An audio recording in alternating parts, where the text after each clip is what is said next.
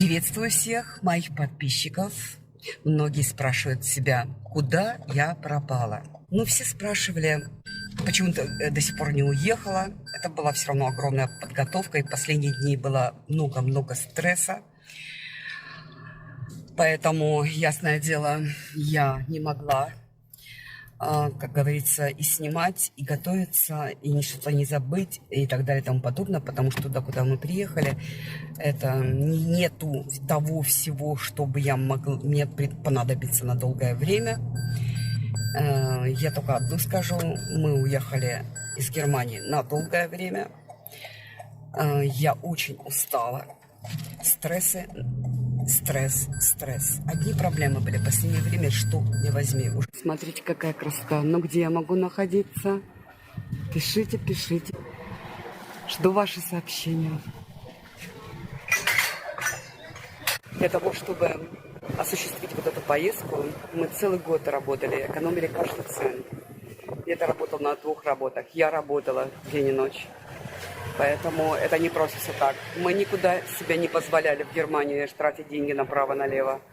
Все в копилку. Но это у нас не окончательный путь навсегда уехать из Германии. Не окончательный. Просто мне необходимо было отдохнуть от всех стресса, которые я вам рассказывала, от всего, что творится. Это просто всего не передашь в одном видео. Если вам все расскажу, вы будете в шоке. Но везде стали одни проблемы, один стресс. Если в вакууме будешь жить, тогда да, все прекрасно. А если ты живешь нормальной жизнью, это просто еще и больной, это ненормально больше. Аэропорт – это отдельный разговор. Берлинский аэропорт. О нем ходят легенды, как говорится. А он сравнительно новый аэропорт. И что вы думаете? У меня всегда есть такая помощь, потому что у меня инвалидность 70%. Люди приходят мне и помогают. У нас очень было много багажа, понятно, но очень багажа. У меня целый чемодан медикаментов на очень долгое время. У меня целый багаж с этим... подушки, белье и так далее.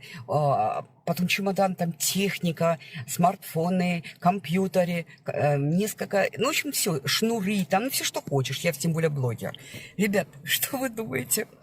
Раньше было так. Приезжаешь, заранее заказываешь, что инвалидность у кого есть, тебе помогают. А они говорят, самолет это ночной был. То есть надо было ночью и лететь. То есть в 5 самолет утра приезжаешь в аэропорт, скажем, в 2-3, сдать столько чемоданов, и чтобы спокойно было. И что вы думаете? Они говорят, нет, слишком рано, мы открываем, например, принимать вещи, скажем, 4, а самолет в 5:20. Вы понимаете? А это же самый большой аэропорт Берлина.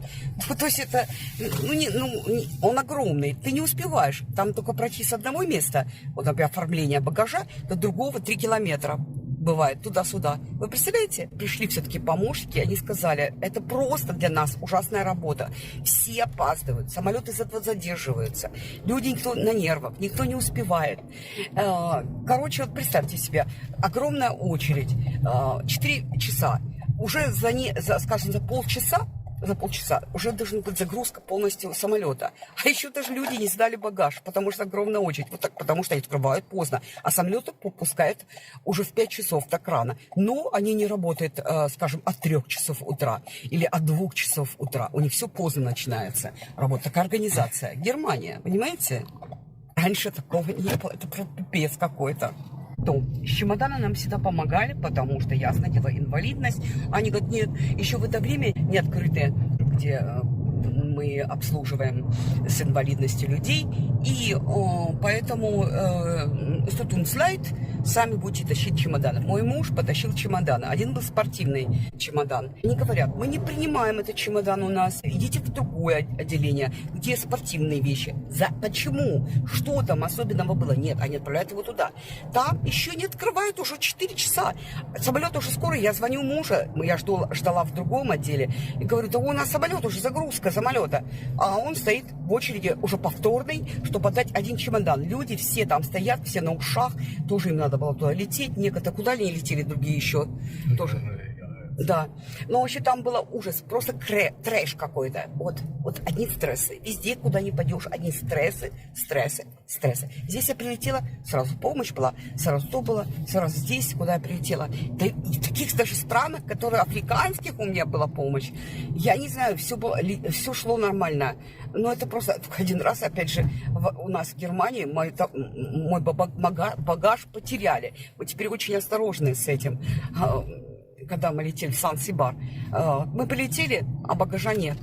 То есть вообще ничего, мы жили совсем без всего. А в Сан-Сибаре ты ничего из одежды не купишь. Это Африка. Это Африка. Это же тебе не Южная Африка, когда все есть там. Даже такие мелочи. Вот такого раньше никогда не было. Заказали косметику, а они не посылали. А я на большие деньги заказала, чтобы хватило на много месяцев. С собой беру всегда, потому что я знаю, мою косметику не везде купишь. Особенно в таких странах, где мы находимся. И вот вы представьте себе, мы заказали косметику там, где я уже 2 года постоянно заказывала. Большая фирма, это не маленькая фирма. И что вы думаете? Почти месяц ничего не нам говорят. Мы спрашиваем, перевели вы нам деньги? Да, перевели. Мы ждем. Никаких денег, конечно, нет, мой муж спросил. А сколько по Германии длится? 14 дней. А это вообще, это просто бред. За 2-3 дня приходят деньги по Германии. Ну ладно. Короче, мой муж сказал, это чушь, это я не идиот, я все это знаю. Потом мы ждем, уже 14 дней прошло, тоже нет. Мы пишем предупреждение. Они не реагируют. Пишем первый манунг. Ну, это уже...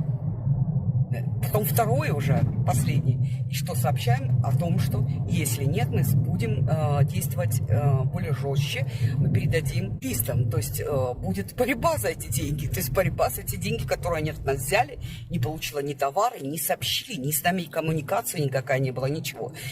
И вот один из стрессов, вы представьте себе, деньги заплатишь, ничего еще не получишь, и даже с тобой не разговаривают. Но все-таки, когда мы последний раз сказали, что все, мы передаем туда-то, что будет уже с вами иметь дело юристы, они сразу же перевели деньги. Но на это понадобилось вместе 2 месяца. Вот Германия. Мы очень устали. Все шло, то деньги не переводят за работу вовремя, то не делают вовремя, то... Это просто вот мы были уже, как говорится, выжатыны как лимон. К тому же я еще и работала, еще врачи, и то, и все, и себя очень часто плохо чувствовала. Погода у нас в этом году очень тяжелая была в Германии.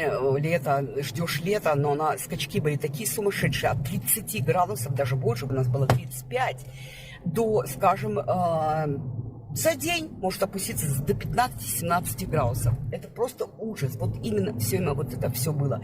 Люди ждут лета, а получается так. И поэтому я уже до нестабильности, а если я на это очень плохо чувствую, просто катастрофически. Да не только я, даже нормальные, молодые, здоровые люди чувствуют себя ужасно. В этом году просто лето было ужасное, скажу вам честно.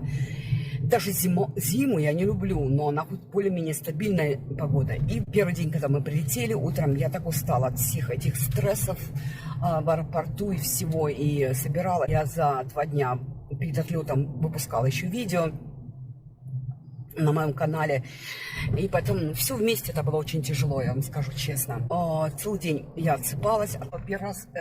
Первый раз я так устала, что я все чемоданы, когда прилетала, я всегда раскладывала. Но в этот раз я взяла отдельный чемоданчик, самое необходимое. Там маечку для спать, шортики для спать, один шорт, ну, куда-то пойти. Все только как бы по минимуму. И самое главное таблетки, самое главное вот подушки, ну и косметику. И поэтому, ребята, просто я спонтанно сейчас снимаю. Мы сейчас едем куда? Мы едем сейчас загружаться продуктами, потому что мы уже 5-й день. К сожалению, туда, куда мы приехали, ну, слава богу, мы тут только месяц будем жить, а потом переедем в другое место. И туда, куда мы приехали, на квартиру, известная деревня, которая самые лучшие пляжи, и она в основном для людей, которые в отелях живут. Вот. А так, которые долго живут и остаются здесь, очень мало людей, очень мало возможности что-то купить. И продуктов практически нет. Или они такие дорогие, что ну просто, я не знаю, это в 2 раза дороже некоторые вещи, чем в Германии. И это, конечно, по бюджету бьет очень сильно, и поэтому нам приходилось покупать закусочный кое-что на вечер, а утром я все равно ем только маленькую кашку. Днем тут невозможно есть, потому что, ну, для меня, для нас и мужа, потому что, ну, очень жарко, и поэтому надо к этому тоже привыкнуть, хотя я знаю этот климат, но давно уже не было. Как давно? Ну, сравнительно давно. И сил нет, все мы потишь, мы очень боимся включать климанлага, это кондиционер, потому что очень часто от него болела.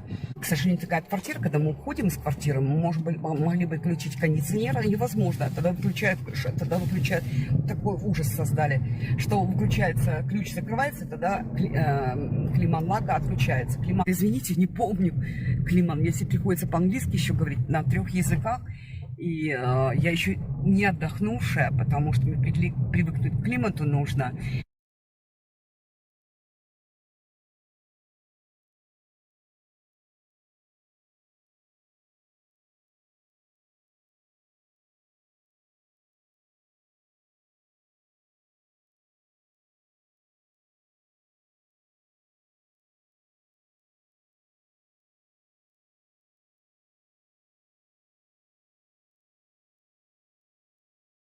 Пляж можно ходить только утром и вечером. Хотя миллион людей ходит днем, но я вообще не знаю, откуда у них эти силы. Я просто не представляю, как возможно. Ну, я уже плавала, причем я же очень хорошо плавала, по 1,5 часа могу быть. Мало кто плавает. Я, конечно, с маской, моей классной маской. И всегда плаваю полностью одетая, чтобы закрыто было от солнца, от всего. Купила себе офигенную такую неопреновую шапочку с этим, как кепочкой. И одеваю потом мои хорошие вот эти вот очки для снорклинга. У меня несколько отличных. И кайфую. Конечно, кайфую. Вода – это одна из самых чистейших вода в Средиземном море. Это действительно факт, даже несмотря на то, что куда мы попали. Я бы сюда не приехала больше, потому что, конечно, инфраструктура для человека, который долго будет здесь, очень плохая, очень и очень дорого. Они работают для туристов, поэтому поднимают цены. И просто иногда это в страхе. Единственное, дешево сигареты наполовину, чем у нас. А остальное все, ну, просто баснословные деньги. Но главное, что мы не можем, даже когда уезжаем из дома, включить кондиционер. Это просто, конечно, ужас. Мне действительно сейчас тяжело будет иногда концентрироваться на тоже русский, потому что я говорю, мне приходится практически говорить только на английском. Муж всегда заставляет меня говорить на английском. Я говорю, ну ты же знаешь слова, почему ты не говоришь? О, не хочу концентрироваться. Как ты говоришь, не хочу сконцентрироваться? Он сейчас едет на машине, потому что здесь левостороннее движение, да? Нервничает, потому что первый раз давно уже не ехал левостороннее движение, и поэтому это очень тяжело, очень тяжело. Он заехал опять, может быть, не туда. Это очень тяжело, ребята. Для того, если ты давно уже не ездил, а он уже 2 года не ездил. Раньше он классно ездил. Вот ему надо сейчас сконцентрироваться. И потом он смотрит по смартфону, куда нам ехать. Мы едем в такой город, где больше анхамиша, то есть людей, которые местные, и там большие супермаркеты, например, метро и другие. Мы надеемся, мы там на курс хорошо затоваримся, чтобы мы машину не все время будем брать дорого, все-таки сейчас на неделю взяли. Так что, ребята, скоро я возьму себя в руки, начну выпускать видео, ну, те, которые я всегда выставляю, есть у меня хорошая тема, потому что здесь очень тяжело концентрироваться на такой жаре, работать очень тяжело, но, ясное дело, я буквально в конце недели начну снимать. Сейчас я хотела обязательно вам рассказать, куда я пропала, и что сейчас только немножко надо войти в ритм, опять немножко лучше себя почувствовать, потому что тяжело первое время, конечно. Тем более мы были действительно до последнего дня. Мой муж работал на 2 работах, я работала очень много. Мы очень уставали, очень. И нам нужно хоть чуть-чуть отдохнуть. А вы знаете, блогеры работают часто годами без настоящего отпуска. В конце я вам покажу, как мы куда едем. А самое главное, я хочу, чтобы вы написали комментарий. Я вам не буду говорить, где я. Мне интересно ваше мнение. Где я нахожусь? Пишите. Пишите. Я такая вот противная, не буду говорить, где я нахожусь. Я переключаюсь, показывать буду. Мы едем с одного места в другое, в магазин. И вы мне скажете, что вы думаете, где это может быть. Смотрите, как вы думаете, где я нахожусь. Едем в метро. Längst, guck mal jetzt. Есть Бигенета.